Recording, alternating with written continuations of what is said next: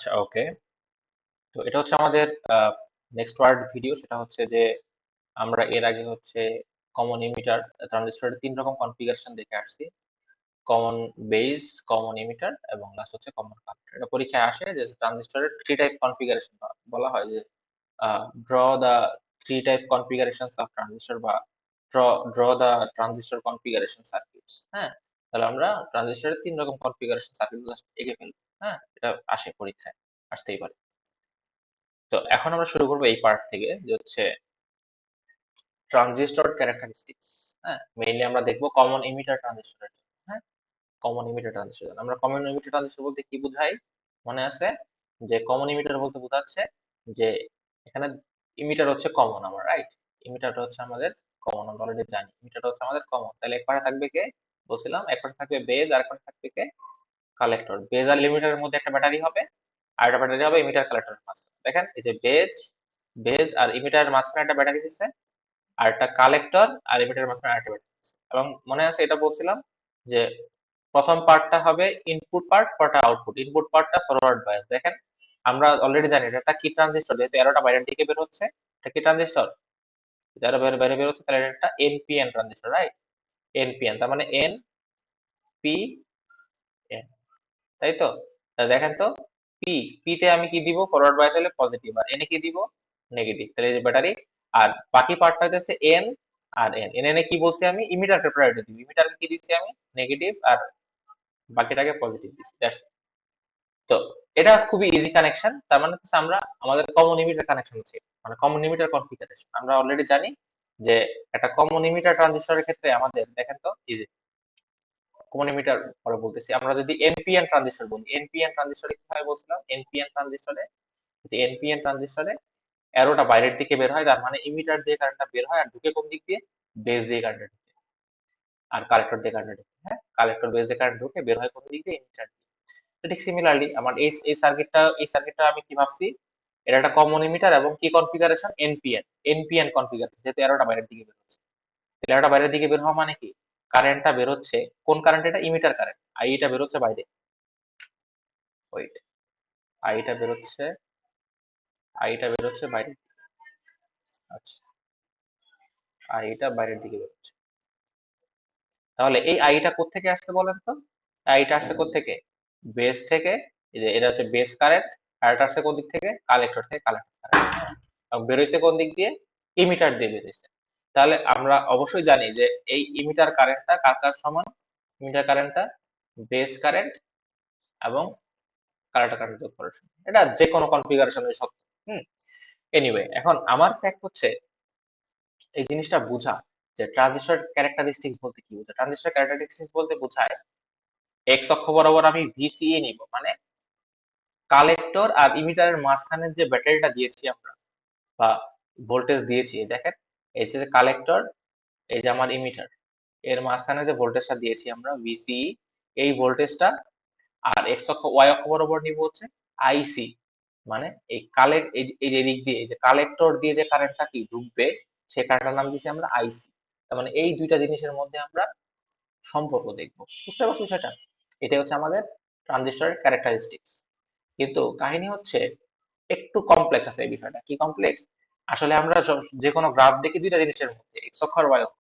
আর এই মেইনলি এখানে তিনটা জিনিস ইনক্লুডেড। হ্যাঁ, একটা জিনিস হচ্ছে আমাদের ভিসিই। ভিসিই আবার একটু ক্লিয়ার করি, wait। একটা জিনিস হচ্ছে আমাদের ভিসিই, এটা হচ্ছে আমাদের এক্স অক্ষে থাকবে। আর ওয়াই অক্ষে নিব আমি আইসি, মানে কি পরিমাণ কালেক্টরে কারেন্ট ফ্লো হচ্ছে। আর একটা ফ্লোটিং ভেরিয়েবল আছে, সেটা এখানে নাই, এটা আমরা মনে মনে ভাববো, সেটা হচ্ছে আইবি, মানে বেজে কতটুকু কারেন্ট হচ্ছে। এখন এই তিনটা জিনিসের মধ্যে একটা সম্পর্ক আছে। সম্পর্কটা কিরকম একটু বুঝেন। সেটা হচ্ছে যে এই জিনিসটা বলে কি, যে একটা ট্রানজিস্টরকে আমরা একদম শুরুতে বলে আসছিলাম যে ট্রানজিস্টর ইজ এ কি control device? Current control device. এর আসলে মেইন কারণ হচ্ছে কি, এটাকে কেন কারেন্ট কন্ট্রোল ডিভাইস বলি জানেন? এর মেইন কারণ হচ্ছে এই ট্রানজিস্টরটাকে আমি কন্ট্রোল করতে পারি এর বেস কারেন্ট দিয়ে। এই যে এর বেস যে আছে, বেস, এই বেস দিয়ে যে কারেন্টটা ফ্লো হয়, সেই কারেন্টটা দিয়েই মেইনলি আমি ট্রানজিস্টরকে কন্ট্রোল করতে পারি আইবি দিয়ে। এটা হচ্ছে কাইন্ড অফ একটা কলের মতো, ঠিক আছে? দেখাই আমি।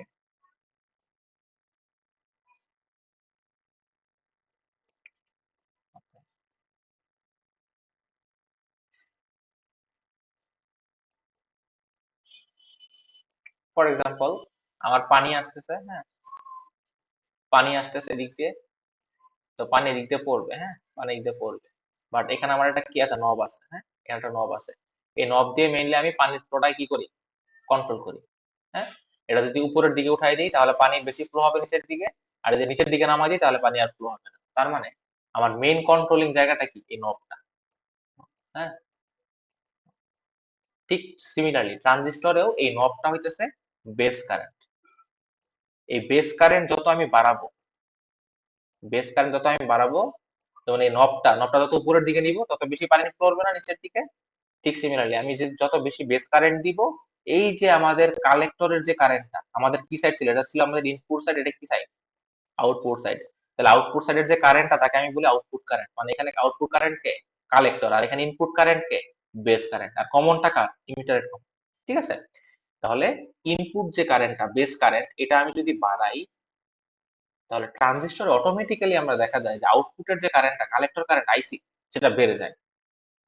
আমার কথা কি বুঝতে পারছো সবাই? তো দেখেন, আমি আমি যখন আমি যখন বেস কারেন্টটা জিরো রাখতেছি, বেজের মধ্যে কোনো কারেন্টই দিচ্ছি না, বেজের মধ্যে কোনো কারেন্টই ফ্লো হচ্ছে না, তখন আমি কি বুঝতেছি যে এই নবটা একদম ডিরেক্ট লাগানো, মানে আউটপুটে আমি কোনো পানি পাবো না, মানে আউটপুটে কারেন্টটা কত, আইসি, সেটা কত, জিরো। তার মানে দেখেন এই আইসিটা তো উপরের দিকে, সেটা আমি এক্স অক্ষ বরাবর দাগ দিয়ে দিয়েছি, তার মানে এখানে কি, জিরো, কোনো ভ্যালু নাই।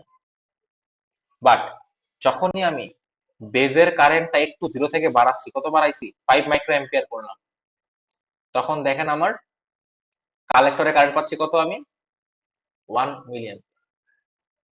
যখনই আমি বেজের কারেন্ট 5 মাইক্রো অ্যাম্পিয়ার থেকে বাড়িয়ে 10 মাইক্রো অ্যাম্পিয়ার করলাম, আর একটু বাড়াই দিলাম বেজের কারেন্টটা, তখন কালেক্টর কারেন্টটা আরো বেড়ে গেল, বেড়ে কত হয়েছে, বেজের কারেন্টটা, কালেক্টর কারেন্টটা 2 মিলি অ্যাম্পিয়ার হয়ে গেছে। যখন বেজের কারেন্ট আর একটু বাড়াই দিলাম আমি 15 মাইক্রো অ্যাম্পিয়ার, তখন কালেক্টরের কারেন্ট আরো বেড়ে গেছে কত, 3 মিলি অ্যাম্পিয়ার। এবং আরো বাড়ালে কারেন্টের কারেন্ট আরো বেড়ে গেছে কত, 4 মিলি অ্যাম্পিয়ার। তার মানে কি, গ্র্যাজুয়ালি কিন্তু কারেন্টটা বাড়তেছে, কিন্তু কার সাথে, যত আমি বেজের কারেন্টটা বাড়াচ্ছি, বেজের মধ্যে যত কারেন্টটা বাড়াচ্ছি আমি এই বেজের মধ্যে, তত কালেক্টরের মধ্যে কারেন্টটা বাড়তেছে। আমার কথা কি সবাই বুঝতে পারছেন? এটা হচ্ছে ফ্যাক্ট, হ্যাঁ, এটা হচ্ছে ফ্যাক্ট, যে আমাদের এই বেজের কারেন্টটা কখনো জিরো, কখনো 5, কখনো 10, যত বাড়ছে এই যে ভিসি রেসপেক্টে কালেক্টরের কারেন্টের গ্রাফটাও শিফট করছে, দেখেন, একবার এখানে, একবার এখানে, একবার এখানে, একবার এখানে, এটা বাড়তেছে। এজন্য বলা হয়েছে transistor is a current control device এবং ইট ইজ কন্ট্রোলড বাই কি current, base current. Base current আমার নবের মতো, হ্যাঁ।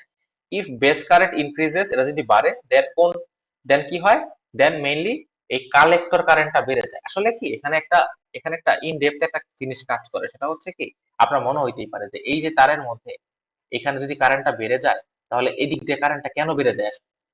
এটা বাড়ার কারণে এটা কেন বাড়ে, এদিক দিয়ে কারেন্টটা কেন বাড়ে, এদিক দিয়ে কারেন্টটা কেন বাড়ে? আইসি দিয়ে যে কারেন্টটা নামে মেইনলি বাড়ার কারণ হচ্ছে এটা ইন্টারনাল একটা জিনিস ঘটে, সেটা হচ্ছে কি, কালেক্টর এবং ইমিটারের মাঝখানে একটা রেজিস্ট্যান্স আছে, এটা হিডেন রেজিস্ট্যান্স। আপনি যত বেজের কারেন্টটা বাড়াবেন তত এই রেজিস্ট্যান্সটা কমে যায়, কালেক্টর আর ইমিটারের মাঝখানে রেজিস্ট্যান্সটা কমে যায়। এবং আমরা কি জানি রেজিস্ট্যান্স কমলে কারেন্ট কি হবে, বাড়বে। সো এই যে আইসি কারেন্টটা কি তার দিয়ে এদিক দিয়ে বেড়ে যায়। এই জন্য বলা হয়েছে যে যদি বেজের কারেন্টটা ইনক্রিজ হয় তখন resistance between collector and emitter, এই যে সি আর ই এর মধ্যে যে বাধাটা, রেজিস্ট্যান্সটা, সেটা অনেক কমে যায়। কমে যাওয়ার কারণে ইনক্রিজ ইন কালেক্টর কারেন্ট, মানে এই তারের মধ্য দিয়ে এই যে আইসিটা কি হয়ে যায়, বেড়ে যায়। এটা হচ্ছে আমাদের মেইন রিজন। তো পরীক্ষায় আসে যে ট্রানজিস্টরের ক্যারেক্টারিস্টিক্সটা এক্সপ্লেন করতে, তাহলে আপনি সুন্দরভাবে এই স্লাইডটা যদি লিখে দেন তাহলে দ্যাটস এনাফ। হ্যাঁ, আমরা বুঝতে পারলাম যেটা হচ্ছে একটা কমন ইমিটার কনফিগারেশনের জন্য সম্পূর্ণ কাহিনীটা, এই যে ট্রানজিস্টরের ক্যারেক্টারিস্টিক্সটা, এটা হচ্ছে কমন ইমিটার কনফিগারেশনের জন্য। এখানে কার কার মধ্যে আমাদের সম্পর্ক, ভিসিই, আইসি, আর একটা হিডেন কম্পোনেন্ট কে, আইবি। এবং আমাদের মেইন কাহিনী কি, যে আইবিটা দিয়েই মেইনলি ট্রানজিস্টরটাকে কন্ট্রোল করা হয়। আইবির কারেন্ট যত আমি বাড়াবো, আইসির কারেন্ট তত কি হয়, বাড়ে। আর আইবির কারেন্ট বাড়াইলে আইসির কারেন্ট কেন বাড়ে, কারণ আইবি বাড়ালে এই যে সি আর ই এর মাঝখানে একটা রেজিস্ট্যান্স থাকে, সেই বাধাটা কমে যায়, কমে যাওয়ার কারণে কারেন্টটা কি হয়েছে, বেড়ে যায়। হ্যাঁ, তাহলে আমি যখন আইবিটা জিরো রাখি তখন আইসিটাও কি জিরো, যখন আইবিটা 5 করে দিই তখন আইসিটা কি 1 হয়ে গেছে, যখন আইবি কে 10 করে দিব তখন আইসিটা কত হয়ে গেছে, এত, তখন আইবিটা 15 করে দিব তখন আইসিটা হয়ে গেছে এইটা, আইবি যখন 20 করবো তখন আইসি হয়ে গেছে। বুঝতে পারছেন বিষয়টা? তাহলে এইটা হচ্ছে ফ্যাক্ট আমাদের, হ্যাঁ। তো আরেকটা বিষয় হচ্ছে আমি এখান থেকে একটা ইজিলি একটা জিনিস ক্যালকুলেট করে ফেলতে পারবো। দেখেন একটু তাকান, আমার এখানে আইবি কত, এই প্রথম কেসের জন্য আইবি হচ্ছে 5 মাইক্রো অ্যাম্পিয়ার, মানে কি 5 into 10 to the power -6 ampere. আর যখন আইবি 5 মাইক্রো অ্যাম্পিয়ার তখন আইসিটা কত, 1 মিলি অ্যাম্পিয়ার। এটা হচ্ছে আইসি, 1 ইন্টু 10 টু দি পাওয়ার মিলি মানে কি 10 টু দি পাওয়ার -3 অ্যাম্পিয়ার।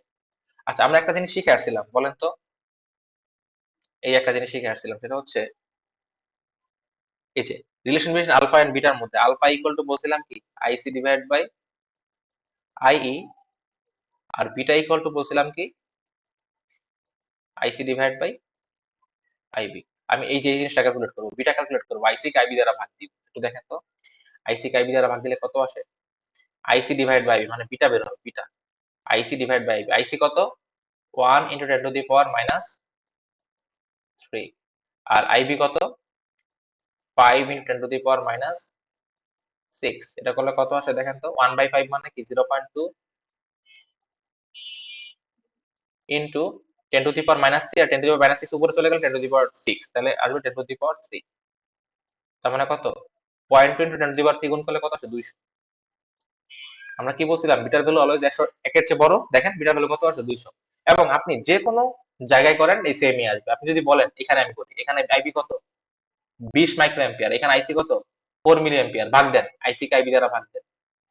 হ্যাঁ, আইসি কত, আইসি হচ্ছে 4 মিলি অ্যাম্পিয়ার, মানে 4 into 10 to the power minus 4 into 10 to the power -3। আর আইবি কত এখানে, 20 মাইক্রো অ্যাম্পিয়ার, মানে 20 ইন্টু 10 টু দি পাওয়ার -6। এটাকে ভাগ করলো আসবে 200। তার মানে আমি যে কোনো জায়গায় আমি আইসি কে আইবি দ্বারা ভাগ করি না কেন, অলওয়েজ কত আসবে, 200 আসবে।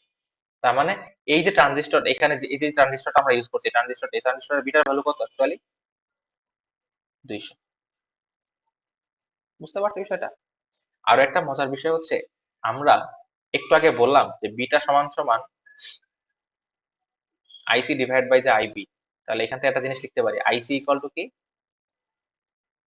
Beta IB. এটা দিয়েও এই জিনিসটা এক্সপ্লেন করা যায়। আমি একটু আগে বলছিলাম না যে যদি আইবি বাড়াই তখন আমার কে বেড়ে যায়, আইসি বেড়ে যায়। এখানেও থেকে বোঝা যায়। দেখেন, তাকান ইকুয়েশনের দিকে তাকান।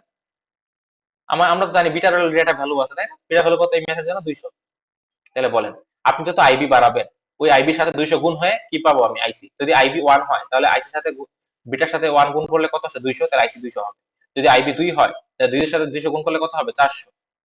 আইসি যদি 3 হয়, আইবি যদি 3 হয় তাহলে 3 এর সাথে 200 গুণ করলে কত হবে, 600। তার মানে আমি বুঝতেই পারতেছি আইবি বাড়লে কে বাড়তেছে, আইসি বাড়তেছে। তার মানে আমরা এই ইকুয়েশন দিয়ে আমি এই জিনিসটা এক্সপ্লেন করতে পারবো। বুঝতে পারছেন? তো আপনি যেভাবে এক্সপ্লেন করেন না কেন, এটা আপনারই বিষয়, বাট এই জিনিসটা পরীক্ষায় আসবে যে এক্সপ্লেন ট্রানজিস্টর ক্যারেক্টারিস্টিক্স। হুম, এখানে মেইন কথা হইতেছে আমরা বলতে পারতেছি যে ট্রানজিস্টরের ক্ষেত্রে আমাদের কি হচ্ছে, বেজের মধ্যে কারেন্ট বাড়ালে কালেক্টরের মধ্যে অটোমেটিক কারেন্ট বেড়ে যাচ্ছে। এটা হচ্ছে ট্রানজিস্টরের মেইন কাহিনীটা। এবং ইন দ্যাট ওয়ে আমরা কি বলছিলাম, ট্রানজিস্টর কি হিসেবে ইউজ করা যায়, সিগন্যাল অ্যাম্পলিফিকেশন বা ম্যাগনিফিকেশন। সিগন্যাল যদি আমি এরকম দিই, তাহলে ইনপুটের সিগন্যাল যদি এরকম হয় তাহলে আউটপুটে কিরকম পাবো, আরো বেশি পাবো, তাই না? আরো বেশি পাই আউটপুট এরকম। বুঝতে পারছো বিষয়টা? ওকে। তো এইবার একটা জিনিস লক্ষ্য করেন, সেটা হচ্ছে যে এই ট্রানজিস্টর থেকে আমাদের কয়েকটা পার্ট আমরা লক্ষ্য করতে পারি। সেটা হচ্ছে ট্রানজিস্টরে 3টা জোন থাকে, হ্যাঁ, 3টা জোন থাকে বা অপারেটিং মোড থাকে। একটা বলা হয় অ্যাক্টিভ, একটাকে বলা হয় স্যাচুরেশন, একটাকে বলা হয় কাট অফ। হুম, তো কাট অফ বলতে বোঝায় যখন আমরা বেজের কারেন্টটা জিরো রাখবো, বেজে কোনো কারেন্টই ফ্লো করবো না, তখন তো ওই যে কল দিয়ে কোনো পানি বের হবে না। দ্যাট মিনস আইসি দিয়ে কত, জিরো কারেন্ট ফ্লো হবে, রাইট? আমরা কিন্তু ইকুয়েশন দিয়ে বলতে পারি আইসি ইকুয়াল টু কি বিটা আইবি। যদি আইবি জিরো হয় তাহলে জিরোর সাথে বিটা গুণ করলে আইসি জিরো। এবং এই যে আমরা গোল দিয়ে মার্ক করলাম, এই জোনটাকে বলা হয় কাট অফ জোন বা cut off mode. Cut off mode, cut off মানে কি, কাট অফ মোড মানে ট্রানজিস্টরটা এখন অফ আছে। অফ কেমনে বুঝলাম, যদি আমি বিটা জিরো আইবি জিরো রাখি, আইবি জিরো রাখলে আইসিও জিরো। আবার আইবি জিরো আইসি জিরো হলে আই কি, আমরা আই অলরেডি জানি কি, আইসি প্লাস আইবি। তাহলে আইসি জিরো আইবি জিরো, তাহলে আইও কি জিরো হয়ে যাবে। তার মানে ট্রানজিস্টরের মধ্যে কোনো কারেন্ট ফ্লো নাই, দ্যাট মিনস এটা অফ। এবং এক্স্যাক্টলি আমি কিন্তু এই মোডটাকে আমি সুইচ দ্বারা রিপ্রেজেন্ট করতে পারবো। আমরা কি জানি সুইচের দুইটা মোড থাকে, একটা হচ্ছে অন মোড আর একটা কি অফ মোড। যেমন আমি যদি ট্রানজিস্টরকে এই মোডে অপারেট করাতে পারি তাহলে সে কিন্তু সুইচের কোন মোড হিসেবে কাজ করবে? অফ মোড হিসেবে কাজ করবে, কারণ সুইচ অফ মানে কি কোনো কারেন্ট ফ্লো হচ্ছে না। দ্যাট মিনস ট্রানজিস্টরের এই মোডে সে কারেন্ট ফ্লো করবে না। তো ট্রানজিস্টরকে কিন্তু আমি সুইচ দ্বারা রিপ্রেজেন্ট করতে পারি। ঠিক সিমিলারলি সুইচের যেহেতু দুইটা মোড থাকে, একটা হচ্ছে অন একটা আরেকটা কি অফ, তাহলে কাট অফ তো আমি অফ পেয়ে গেলাম, তাহলে অন মোড লাগবে। অন মোডকে বলা হয় ট্রানজিস্টরের স্যাচুরেশন বলা হয়। স্যাচুরেশন বলতে কি বোঝায়? স্যাচুরেশন বলতে বোঝায়, একটু বুঝাই আপনাকে, ওই বুঝাই। দেখেন, তো ট্রানজিস্টরে যখন বেজের মধ্যে 5 মাইক্রো অ্যাম্পিয়ার কারেন্ট দিচ্ছি, তখন ট্রানজিস্টরে কালেক্টরের মধ্যে আমি কারেন্ট পাচ্ছি কত? কালেক্টরে কারেন্ট পাচ্ছি কত? 1 মিলি অ্যাম্পিয়ার। বুঝতে পারছি? এই যে দাগটা, এই দাগটা দেখেন, এই দাগটা লক্ষ্য করেন সবাই, এটা লক্ষ্য করেন। দেখেন, এই দাগটা যখন আমি এই দাগ বরাবর আছি তখন কি হচ্ছে? আমি বেজের মধ্যে কত কারেন্ট ফ্লো করতেছি? 5 মাইক্রো অ্যাম্পিয়ার। এবং তখন এক্স অক্ষ বরাবর কি ভিসি, যখন আমি ভোল্টেজ গ্র্যাজুয়ালি বাড়াবো আস্তে আস্তে আস্তে আস্তে, তখন দেখতেছি আমি এই গ্রাফটা কিন্তু আর উপরে উঠতেছে না, এটা কিন্তু এরকমই আছে, এরকমই আছে। মনে করেন এটা যেহেতু এক্স অক্ষে কত ভোল্টেজ ভিসি, ফর এক্সাম্পল আমি ভোল্টেজের নাম দিলাম, এখানে মনে করেন 10 ভোল্ট, এখানে মনে করেন 5 ভোল্ট, এখানে মনে করেন 3 ভোল্ট, এখানে মনে করেন 1। তাহলে আমি দেখেন, যখন আমার বেজের মধ্যে কত current 5 micro ampere current flow হচ্ছে, তখন আমি এক্স অক্ষ বরাবর ভোল্টেজ যত বাড়াচ্ছি, দেখেন 0 থেকে 1 এ যাচ্ছি, তখন গ্রাফটা কিন্তু আস্তে আস্তে উপরে উঠছে। হ্যাঁ, পরে 1 থেকে যখন 3 তে যাচ্ছি, 3 থেকে 5 এ যাচ্ছি, 5 থেকে 10 এ যাচ্ছি, তখন আর গ্রাফ উপরে উঠতেছে না, তখন একদম গ্র্যাজুয়ালি সেম। তাহলে যেই জোনটার মধ্যে কারেন্টটা এই যে 1 মিলি অ্যাম্পিয়ার একদম সেম, এই জোনটাকে বলা হয় স্যাচুরেশন, কারণ আর বাড়তেছে না। তার মানে এর চেয়ে আর বেশি যাইতে পারবে না, এটাকে বলা হয় একদম হাইলি অন। বাট দেখেন তো, যখন আমি 0 থেকে 1 এ গেছি ভোল্টেজ, তখন কি আস্তে আস্তে আস্তে আস্তে বাড়ছে না কারেন্টটা? কোন কারেন্ট? 1 মিলি অ্যাম্পিয়ার। মানে 0 থেকে আস্তে আস্তে বাড়তে বাড়তে 1 মিলি অ্যাম্পিয়ার হচ্ছে। তার মানে কি এখানে কারেন্টটা কিন্তু বাড়ছে আস্তে আস্তে। এবং এই জোনকে বলা হয় মেইনলি অ্যাক্টিভ জোন, যে জোনে কি হয় কারেন্টটা গ্র্যাজুয়ালি বাড়ে। আমি আবার দেখাচ্ছি, একটু জুম করে দেখেন, লক্ষ্য করেন, এখান থেকে গ্র্যাজুয়ালি আস্তে আস্তে বাড়ছে না কারেন্টটা, এই জোনকে বলা হয় অ্যাক্টিভ জোন। আর যখনই এই জোনে গিয়ে কি হয়ে গেছে কারেন্টটা ম্যাক্সিমাম আর বাড়তেছে না, এরকমই আছে, এটাকে বলা হয় স্যাচুরেশন জোন। তাহলে এই গ্রাফের ক্ষেত্রেও দেখেন, শুরু থেকে এতটুকু হইতেছে অ্যাক্টিভ জোন আর বাকিটুকু স্যাচুরেশন জোন। আবার এই গ্রাফের জন্য শুরু থেকে এতটুকু হইতেছে অ্যাক্টিভ জোন আর বাকিটুকু স্যাচুরেশন। সিমিলারলি এই গ্রাফের জন্য শুরু থেকে এইভাবে এইভাবে হচ্ছে অ্যাক্টিভ জোন, আর এরপরে হচ্ছে স্যাচুরেশন। স্যাচুরেশন জোন মানে হাইয়েস্ট। আর এই জোনটা হইতেছে অ্যাক্টিভ। অ্যাক্টিভ বলতে বোঝাচ্ছে আপনি যত ভোল্টেজ বাড়াচ্ছেন কারেন্টটা তত বাড়তেছে, বাড়তেছে, বাড়তেছে, বাড়তে বাড়তে বাড়তে বাড়তে একসময় কি হয়ে গেছে, এটা কনস্ট্যান্ট আর বাড়তেছে। তো তাহলে আমি কি বুঝলাম যে ট্রানজিস্টরের তিনটা জোন মেইনলি, একটা হচ্ছে অ্যাক্টিভ, একটা কাট অফ, একটা স্যাচুরেশন। কাট অফ বলতে বোঝায় এই জোনটা, তারপর হচ্ছে অ্যাক্টিভ বলতে বোঝায় এই জোনটা, আর স্যাচুরেশন বলতে বোঝায় এই জোনগুলো, হাইয়েস্ট অংশ। ঠিক আছে? পরীক্ষায় আসে যে হচ্ছে active, cut off, saturation zone, এটা পরীক্ষায় আসে। এবং মেইনলি আমরা আমরা যে কথাটা একটু আগে বলতেছিলাম যে ট্রানজিস্টরের মেইনলি ইউজ দুই রকম, শুরুতে পড়ে আসছিলাম। ট্রানজিস্টরকে আমরা অ্যাম্পলিফায়ার হিসেবে ইউজ করতে পারি, এবং অ্যাম্পলিফায়ার হিসেবে ইউজ করতে হলে আমাকে যে কাজটা করতে হবে ট্রানজিস্টরকে, যে আমার ইনপুটে আমি যে ওয়েভ দিব আউটপুটে তার চেয়ে বেশি পাবো, মানে ইনপুটে যা দিব তার চেয়ে বেশি পাবো। দেখেন তো এই গ্রাফের এক্স অক্ষ বরাবর যত আমি বাড়াচ্ছি ভোল্টেজ, তত গ্র্যাজুয়ালি আস্তে আস্তে আস্তে আস্তে এরকম বাড়ছে। দেখেন এই যে বাড়ছে, তারপর এই যে বাড়ছে, এই যে বাড়ছে, আবার এই যে বাড়ছে। তার মানে কি এই যে এই জোনটাকে আমি নাম দিয়েছিলাম অ্যাক্টিভ জোন। তার মানে এই জোনটাই মেইনলি আমার কাজে লাগবে কখন? অ্যাম্পলিফায়ার যখন, তো যখন আমি ভোল্টেজ বাড়াবো আউটপুটের কারেন্টটাও বাড়বে। দ্যাট মিনস ইনপুটে যে সিগন্যাল দিব আউটপুটের সিগন্যালটা অনেক বেশি হবে। এটাই হচ্ছে আমাদের অ্যাক্টিভ জোন। মানে এই জোনে মেইনলি আমি কি হিসেবে কাজে লাগাবো? অ্যাম্পলিফায়ার হিসেবে কাজে লাগাবো। আর সুইচ হিসেবে, সুইচের কয়টা মোড যেন বলছিলাম দুইটা, একটা হচ্ছে অন আর একটা কি অফ। তাহলে সুইচকে আমি কাজে লাগাবো কোথায়? এই যে এই জোনে। এই জোনটা কি অফ জোন, আর এই জোনগুলো কি জোন? On zone. এগুলাকে বলা স্যাচুরেশন, মানে এখানে হাইলি অন, এগুলাকে হাইলি অন বলা হয়। তার মানে আমি এই জোনে অপারেট করালে সুইচটা অফ থাকবে, আর এই জোনগুলো অপারেট করালে সুইচটা কি থাকবে? অন থাকবে। তাহলে এই জোন, এই দুইটা জোনে আমি সুইচ হিসেবে অপারেট করাতে পারি। তাহলে অ্যাপ্লিকেশন আসে পরীক্ষায়, অ্যাপ্লিকেশন কি? ট্রানজিস্টরকে দুইটা জায়গায় ইউজ করা যেতে পারে, এটা হচ্ছে অ্যাম্পলিফায়ার, এটা হচ্ছে সুইচ। অ্যাম্পলিফায়ার কি অ্যাক্টিভ মোডে অ্যাম্পলিফায়ার হিসেবে ইউজ করব। অ্যাক্টিভ মোড কোনটা? এই যে এই জোনটা। আর স্যাচুরেশন মানে হচ্ছে অন মোড, কাট অফ মানে অফ মোড। এই দুইটা দিয়ে আমি কি বানাইতে পারবো? সুইচ। অনমুড কোথায় বলছিলাম? অনমুড কোথায়? এই যে এগুলো হচ্ছে অনমুড, এগুলো হচ্ছে অনমুড, হাইয়েস্ট পৌঁছায় গেছে। আর এটা হচ্ছে আমাদের অফ। That's it. এতটুকু থেকে পরীক্ষায় আসে যে হচ্ছে, এখান থেকে পরীক্ষায় আসে কি ট্রানজিস্টরের ক্যারেক্টারিস্টিক্সটা এক্সপ্লেন করতে আসে। তারপর আসে ট্রানজিস্টরের অপারেটিং মোড গুলা কি কি এবং তাদের অ্যাপ্লিকেশন গুলা। জাস্ট এতটুকু পরীক্ষায় আসে। হুম, এতটুকু বুঝলে আমাদের ডান এই স্লাইডটুকু।